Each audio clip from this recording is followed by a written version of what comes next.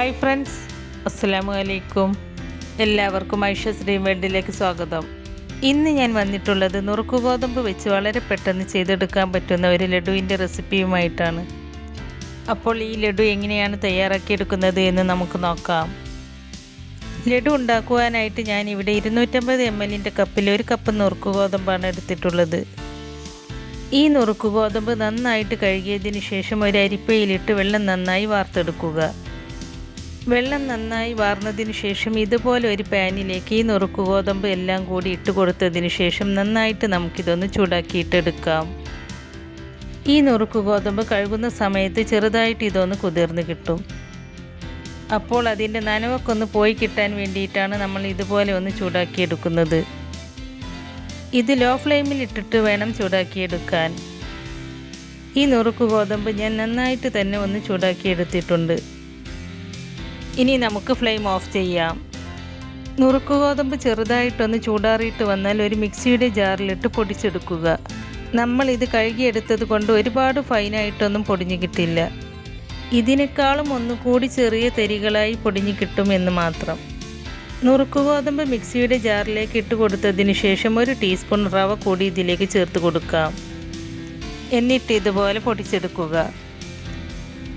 പൊടിച്ചെടുത്ത നുറുക്ക് ഗോതമ്പ് ഒരു ബൗളിലേക്ക് ഇട്ട് കൊടുക്കാം.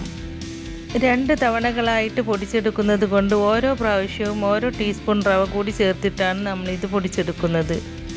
ടോട്ടൽ 2 ടീസ്പൂൺ വറുത്ത റവയാണ് നമ്മൾ ചേർത്ത് കൊടുത്തത്. ലഡു ഉരുട്ടിയെടുക്കുമ്പോൾ കുറച്ചും കൂടി എളുപ്പത്തിൽ നമുക്കിത് ഉരുട്ടിയെടുക്കാൻ വേണ്ടിയിട്ടാണ് ഇതുപോലെ ചെറിയ തരികളായിട്ട് പൊടിച്ചെടുക്കുന്നത്. ഇപ്പോൾ ഞാനിതെല്ലാം ഒന്ന് ചെറിയ തരികളായി പൊടിച്ചെടുത്തിട്ടുണ്ട്. ഇനി നമുക്കൊരു പാൻ അടുപ്പത്ത് വെച്ച് അതിലേക്ക് 2 ടീസ്പൂൺ നെയ്യ് ചേർത്ത് കൊടുക്കാം.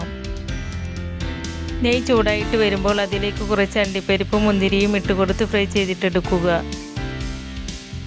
ഇപ്പോൾ ഇതെല്ലാം ഒന്ന് ഫ്രൈ ആയി വന്നിട്ടുണ്ട്. ഇത് നമുക്കൊരു പാത്രത്തിലേക്ക് എടുത്തു മാറ്റാം.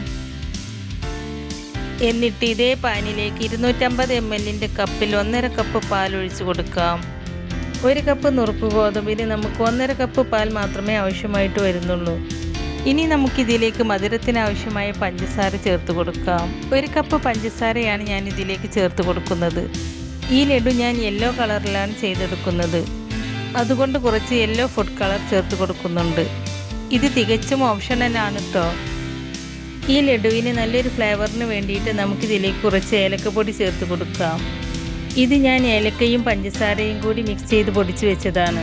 അതുകൊണ്ട് 1 ടീസ്പൂൺ ഇതിലേക്ക് ചേർത്ത് കൊടുക്കുന്നുണ്ട്.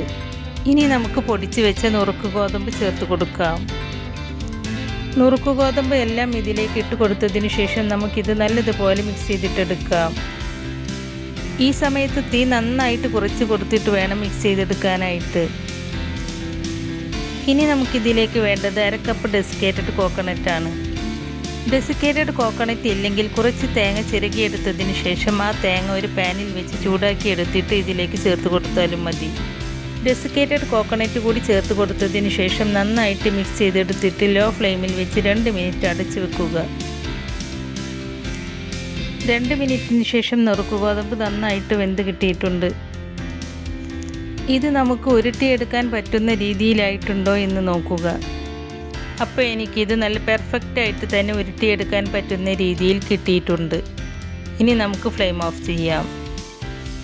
ഫ്ലെയിം ഓഫ് ചെയ്തതിന് ശേഷം നമ്മൾ നേരത്തെ ഫ്രൈ ചെയ്ത് വെച്ച അണ്ടിപ്പരിപ്പും മുന്തിരിയും ചേർത്ത് കൊടുക്കാം. എന്നിട്ട് ചെറു ചൂടോടുകൂടി കൈകൊണ്ട് തന്നെ നല്ല പോലെ ഇതൊന്ന് ഉരുട്ടിയെടുക്കാം. ഇതാ കണ്ടില്ലേ, നല്ല പെർഫെക്റ്റായിട്ട് തന്നെ ഞാനിത് ഉരുട്ടിയെടുത്തിട്ടുണ്ട്. ഇതുപോലെ ബാക്കിയുള്ളതും ചെയ്തെടുക്കുക. വളരെ പെട്ടെന്ന് നുറുക്ക് ഗോതമ്പ് വെച്ച് ചെയ്തെടുക്കാൻ പറ്റുന്ന നല്ല ടേസ്റ്റി ആയിട്ടുള്ള ലഡു റെഡിയായി കിട്ടിയിട്ടുണ്ട്. അപ്പോൾ നുറുക്ക് ഗോതമ്പ് വെച്ച് നിങ്ങൾ ഇങ്ങനെ ഒരു ലഡു ഉണ്ടാക്കി നോക്കിയിട്ടില്ലെങ്കിൽ തീർച്ചയായിട്ടും ഇതൊന്ന് ട്രൈ ചെയ്ത് നോക്കിയിട്ട് അതിൻ്റെ അഭിപ്രായങ്ങൾ മറക്കാതെ എന്നെ അറിയിക്കണേ. നമ്മുടെ ഇന്നത്തെ ഈ ലഡുവിൻ്റെ റെസിപ്പി നിങ്ങൾക്ക് ഇഷ്ടപ്പെട്ടിട്ടുണ്ടെങ്കിൽ ലൈക്ക് ചെയ്യാനും ഫ്രണ്ട്സ് ആൻഡ് ഫാമിലിക്ക് ഷെയർ ചെയ്ത് കൊടുക്കാനും മറക്കരുത്. അതുപോലെ ഐഷസ് ഡ്രീം വേൾഡ് ഇതുവരെയും സബ്സ്ക്രൈബ് ചെയ്യാത്തവരുണ്ടെങ്കിൽ ഒന്ന് സബ്സ്ക്രൈബ് ചെയ്തേക്കണേ. കൂടെ കാണുന്ന ബെല്ലൈക്കൺ എനേബിൾ ചെയ്ത് വെക്കാനും മറക്കരുത്. എങ്കിൽ മാത്രമേ പുതിയ റെസിപ്പീസ് അപ്ലോഡ് ചെയ്യുമ്പോൾ അതിൻ്റെ നോട്ടിഫിക്കേഷൻ നിങ്ങൾക്ക് കിട്ടുകയുള്ളൂ. ഇൻഷാ അല്ലാ പുതിയ റെസിപ്പീസുമായി വീണ്ടും വരാം. Thank you.